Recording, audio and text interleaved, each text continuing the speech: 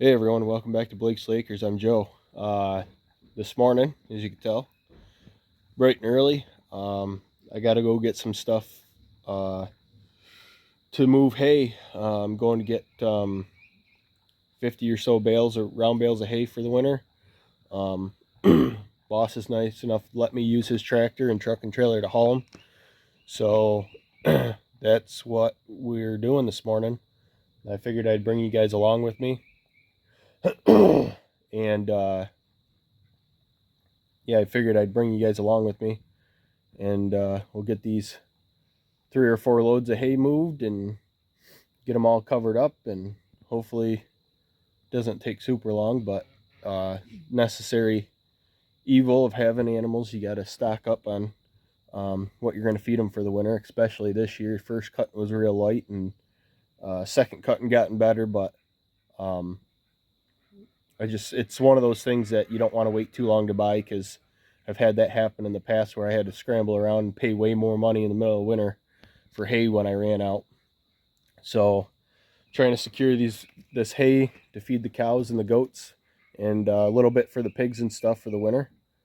So yeah, stick with us and get a move on this.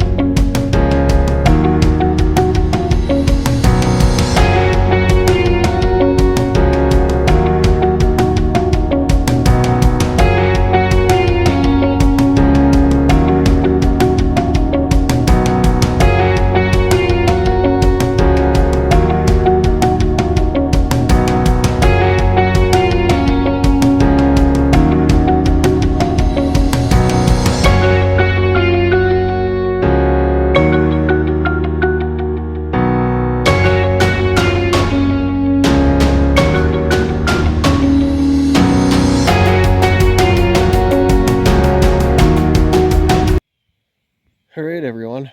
It's a couple hours after I got these finished up. Um, Ended up getting 3 loads. There is 50 bales there. They're supposed to be 4x4s, but they're a little bit bigger, I do believe, which is fine. It's better for me. It's a little bit later first cutting hay, but that's what I fed last year, and it did well. I might pick up some. I'd like to maybe buy a few bales of baleage throughout the winter, or second cutting square bales in the barn to the dairy cows just to help. But yeah, this is a big relief off my shoulders. Just having that amount of hay. I've never been able to stockpile hay like that. I sold Clarabelle and Harley, that my 2 Herefords, to put hay up for these other cows and goats. Necessary evil. I really didn't want to have to sell some of my cows, but at the same time, I needed to have that hay security. So what we have behind us here, last year I fed 3 round bales a week. I lost Annabelle, my one cow, about halfway through the winter. I sold a full-size cow and her heifer calf.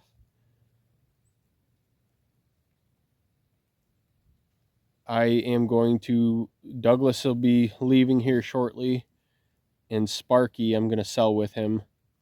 I'd like to keep him and raise him for beef, but he is a headache to try to separate from his mother for milk, and I really want to start milking again, so I'm just going to cut my ties. So that's already 4 less cows than I fed through the whole season last year. And the calf that came from my boss's house, she's going to be going back at some point to his farm. She's plenty old enough to be weaned. So that's another one that's gone. And as soon as the butcher shop's up, Ace will be getting processed. So I won't have that full-grown steer. So that'll be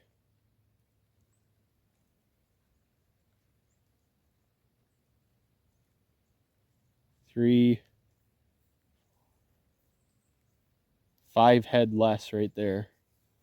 And I got a few other things I'm debating on what I should do with the beef cows. If I should sell my last 2 cow-calf pairs for the beef herd and just keep my 2 full dairy cows in my dairy cross heifer, Stiora, and just keep the 3 of them through the winter. I'm going to sit down and start doing some numbers and seeing what a better options are. I love having the calves and playing with genetics and stuff, but having a small farm like we have, I got to figure out what is going to be the most profitable way to raise beef.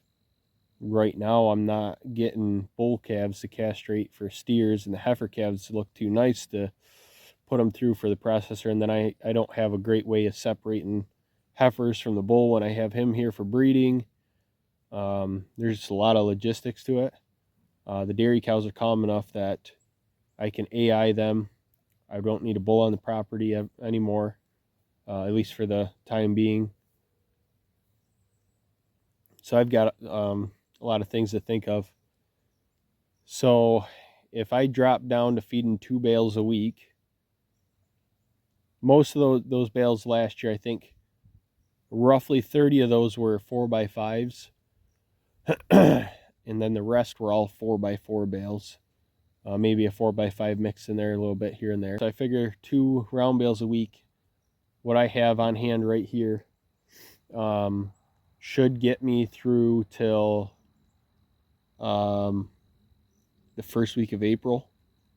If I get through on my pastures as much as I'm thinking I'm going to, I think I got at least 3 more weeks of grazing, which is way better than last year. Last year I was feeding hay. I supplement fed through August, and then I was full feeding by September, round bales. So between the grazing and adding some more property, I've boosted at least, well, I'm almost 4 weeks ahead now.